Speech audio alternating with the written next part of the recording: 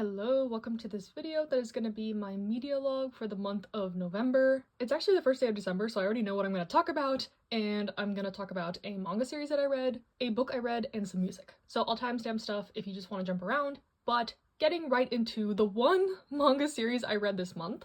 I reread my favorite manga. So I read omnibuses 1 to 26, so volumes 1 to 52 of Yamushi Pedal. So yeah, as I stated, Yamushi Pedal is my favorite manga.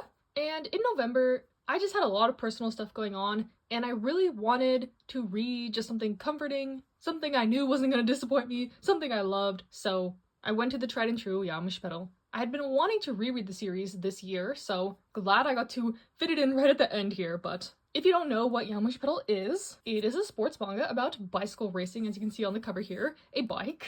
Our main character is an otaku, and he's so excited to start high school where he can join the anime club and make friends and finally talk about his interests with someone. But unfortunately, when he gets to school, he finds out that the anime club has been disbanded due to lack of interest. So he wants to try to revive it and recruit members, but as we have established, he has no friends, he doesn't have very good social skills. But in his quest to kind of find members for the anime club, he gets roped into the world of cycling. One of the first people he meets is this really intense cycling guy who takes an interest in our main character because he's riding like his bike to school on this quote-unquote mommy bike, this like really clunky bike with a basket, but he's flying up this hill towards the school. And this bicycle racer guy is just like, what the heck? Like, does he not realize like how hard it is to go up this hill, especially on that type of bike? So slowly but surely, he gets roped into the cycling club. He learns about cycling. He gets better at it. He upgrades his bike, obviously. And yeah, aside from the sports aspect, I love this series so much due to the characters, the action, the drama, the comedy. It has everything you could want in a manga, in my opinion. It's hard for me to recommend Yamushi Pedal though sometimes because the beginning volumes, a lot of them are out of print. They are big volumes, they're expensive, but there is an anime if you're interested. And this last volume of the manga is kind of like the start of season 5.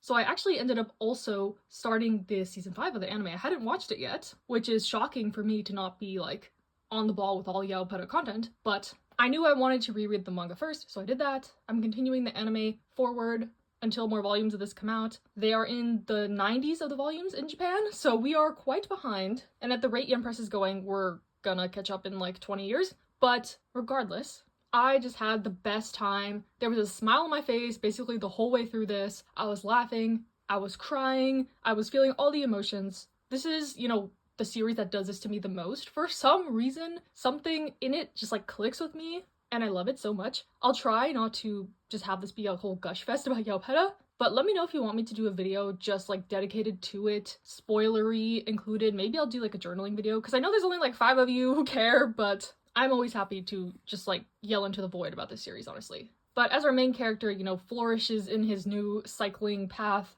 a bulk of the manga is, the national championships, the inner high, where he interacts with other teams, rivals, there's intense battles. The inner high is like this 3-day long road race. They're riding like kilometers and kilometers worth. People drop out in the race, people get hurt, there's accidents, there's fatigue, there's, bursts of genius also. And in terms of like the realisticness of this manga, I think it toes somewhere in the middle. The author does acknowledge that some of the more kind of fantastical moves that the characters do are just exaggerated versions of something realistic. So it's not like totally in Fantasyland like Kuroko's Basketball, but it's not like super grounded in reality like Slam Dunk. But yeah, there's also a spin-off called Spare Bike about some of the characters who have graduated, and it starts out as kind of like a prequel too. So I'll probably read the scans for that soon. I do own the Japanese volumes, I keep up with that. And yeah, for now I'm continuing with the anime. I'm about halfway through the 5th season, and I'm already like bawling like a baby at every episode. They gave my favorite character like a 3-episode long backstory, and deserved. But yeah, if you take anything from this video, try out Yamushi Pedal, let me know what you think of it, maybe try the anime, but I'm so happy that I reread the manga. It's actually been quite a long time since I've done so. Once the physical release started coming out for this, the scan group stopped. It's recently picked back up, but they're kind of only at this point.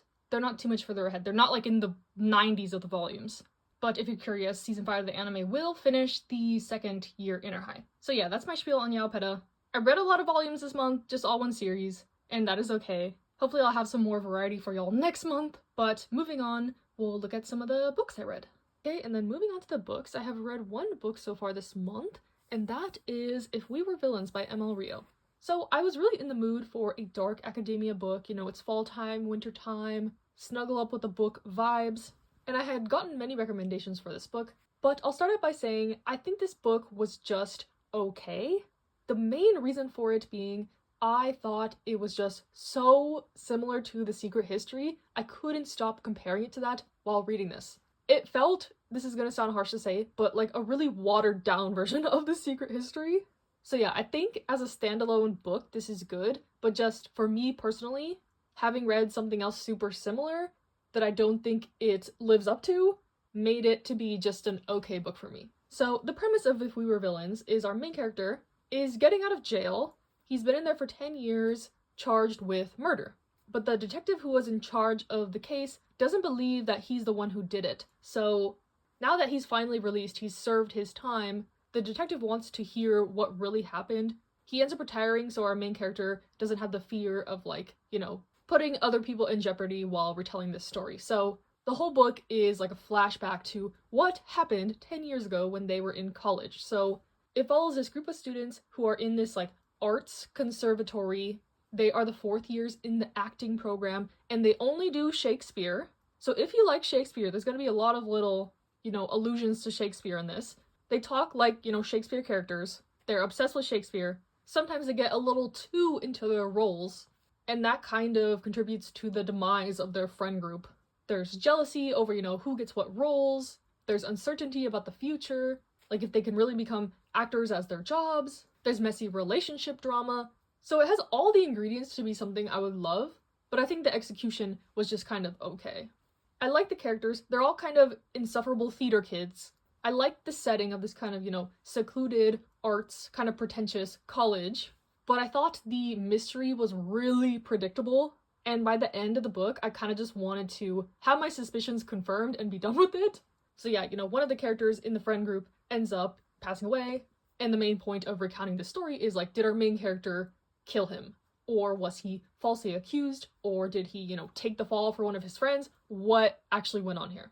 But yeah, I think this had some good elements, but sadly, it was too reminiscent of one of my favorite books, and it was a little predictable. So yeah.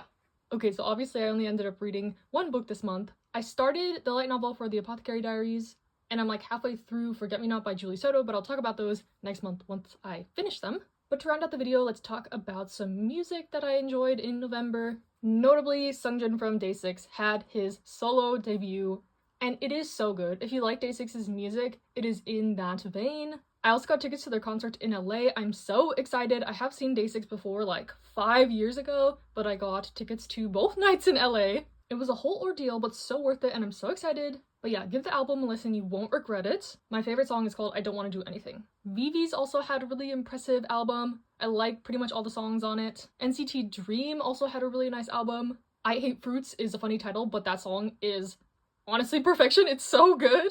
Eve had a really nice album. I love her style of music. I kind of want to go to her concert. She's coming to LA, I believe, so possibilities. ATEEZ had some nice songs on their comeback. Enough is my favorite. BB had a comeback, and she roped in Dean the King. She dragged him out of his cave for a little bit. He's been making appearances here and there. Where is the full album? I don't know, but well, I'll take what I can get. So thank you, BB.